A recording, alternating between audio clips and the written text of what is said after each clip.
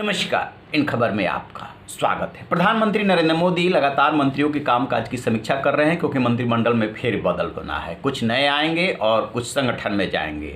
इधर कोशिश ये भी हो रही है कि शिवसेना और अकाली दल जैसे घटक दल जो टूट करके चले गए हैं और जेडीयू जैसे घटक दल होते हुए भी केंद्र में प्रतिनिधित्व नहीं है, एलजेपी का प्रतिनिधित्व नहीं है, उनको प्रतिनिधित्व दिया जाए और साथ में जोड़ा जाए, मजबूत किया जाए। इसी क्रम में जेडीयू और एलजेपी से बातचीत चल रही थी किसको कैबिनेट में लेना है।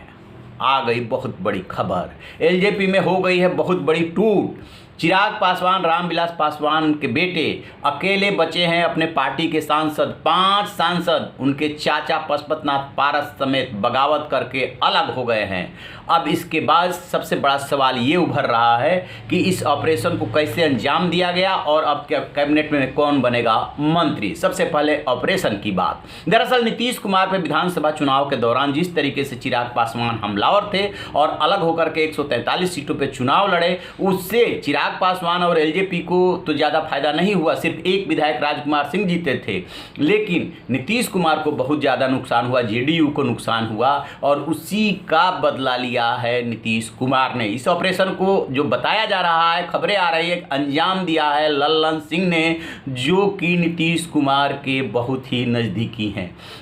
खास बात यह है कि पशुपतनाथ पारस जो चिराग पासवान के चाचा हैं, विधानसभा चुनाव के दौरान जब रामविलास पासवान का निधन हुआ था तब भी अनबन की खबरें आई थी। जिस तरीके से चिराग पासवान पार्टी चला रहे थे, चाचा को पूछ नहीं रहे थे, वो नीतीश कुमार के साथ जा रहे थे, लेकिन उस वक्त मना लिया गया, उनसे चिट्ठी जारी करा ली गई।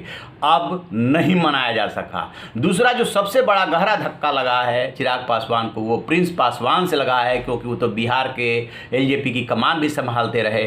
वो उनके सबसे छोटे चाचा रामचंद्र पासवान के बेटे हैं प्रिंस पासवान, वो भी साथ छोड़ गए हैं। इन दो परिवार के इन 2 सांसदों के अलावा बीणा सिंह हैं, चंदन कुमार सिंह हैं, महबूब अली कैसर हैं। तो अब ये सवाल उठ रहा है कि मंत्री कौन बनेगा। तो खबर आ रही है कि पशुपतनाथ पारस को मंत्री बनाया जा सकता है, यानी कि प्रधानमंत्री नरेंद्र मोदी चाहते हुए भी चिराग पासवान की मदद नहीं कर सकते क्योंकि वो अपनी पार्टी में अकेले बचे हैं।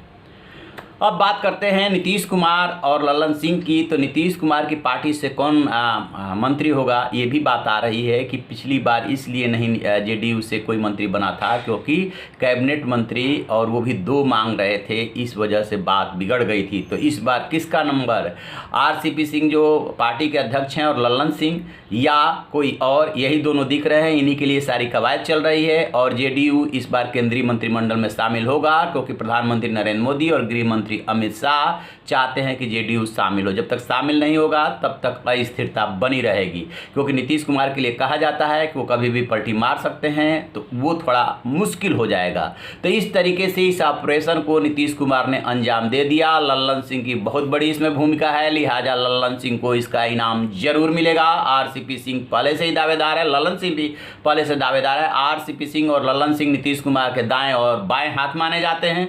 तो ये है बिहार की अब तक की सबसे बड़ी खबर। और अब रहेगी नज़र कि चिराग पासवान क्या करते हैं। अब वो क्या करेंगे, कैसे अपनी पार्टी का विस्तार करेंगे, कैसे संगठन चलाएंगे। 6 में से 5 सांसद चले गए और एक जो विधायक जीता था वो पहले ही जेडीयू में जा चुका है। तो इस पर हमारी नज़र रहेगी। जैसे कोई अपडेट मिलेगा आपसे साझा करेंगे। आप रहिए ना बेखबर, देखते रहिए इन खबर। Thank you.